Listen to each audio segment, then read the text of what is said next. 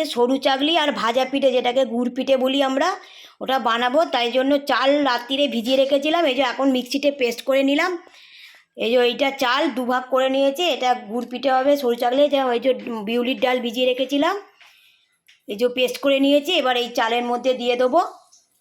বিউলির ডাল সারা রাত ভেজানো ছিল, এবার পেস্ট করে নিয়েছি। গুড় পিঠে তৈরি করবো, এই ব্যাটারটা তৈরি করব। এই যে এটা বাটা হয়ে গেছে চালটা, এবার এর মধ্যে সব কিছু দেবো। এই যে মৌরি দেবো,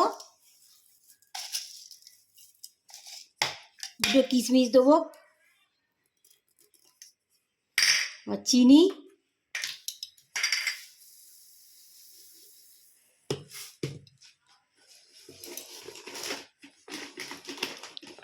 অল্প আটা দেবো,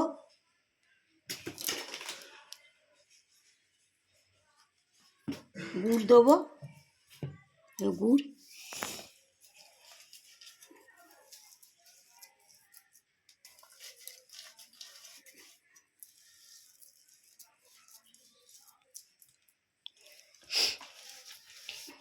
এটা আখের গুড়,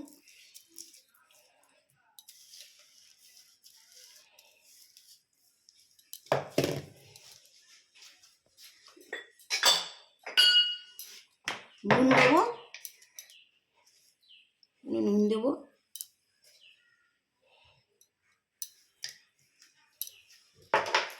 দিয়ে এবার ভালো করে মেশাবো।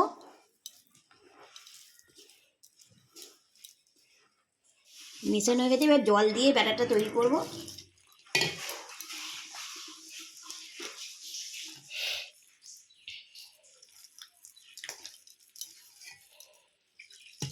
এই যে গোলাটা এবার সেট হয়ে গেছে, এবার এ থেকে এবার দেবো, ভাজবো এবার ভাজা পিঠেগুলো।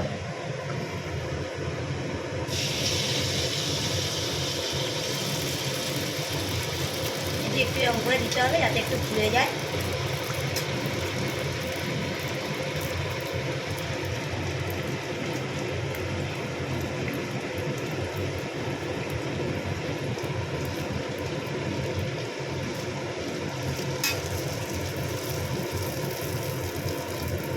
ফুলে উঠলো,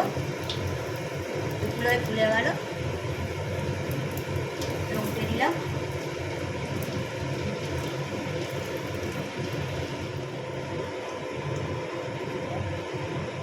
এই যে লাল লাল করে ভাজা হয়ে গেছে, এবার তুলে নেব। যদি এই ভাজা পিঠের রেসিপিটা ভালো লাগে, লাইক অ্যান্ড সাবস্ক্রাইব করে দেবেন। আবার একটা দিয়ে দিচ্ছি।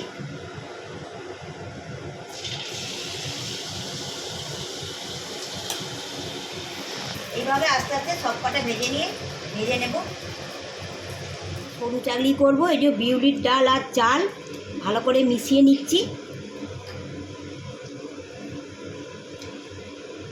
চাল আর ডাল ভালো করে মেশানো হয়ে গেছে, একটু নুন দিয়ে দেবো।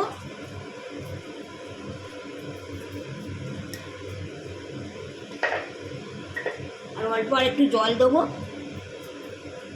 দিয়ে ভালো করে মেশাবো।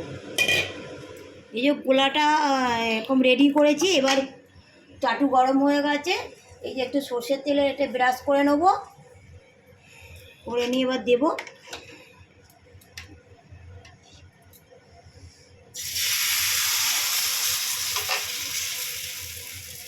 এই আগের দিনে আমার এটা দেখিয়েছিলাম, সেটা দিয়ে এরকম এটা ঘুরিয়ে দেবো।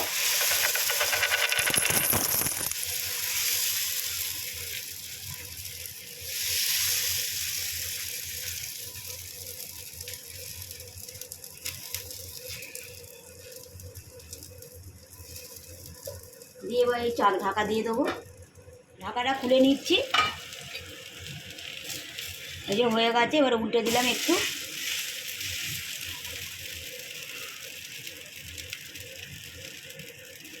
এইভাবে আমি এইগুলো একটু করে নেবো আস্তে আস্তে। আমার আগে অনেকগুলো হয়ে গেছে, এই যে হাঁড়িতে রেখেছি দেখুন। যদি আমার রেসিপিটা ভালো লাগে, লাইক অ্যান্ড সাবস্ক্রাইব করে দেবেন।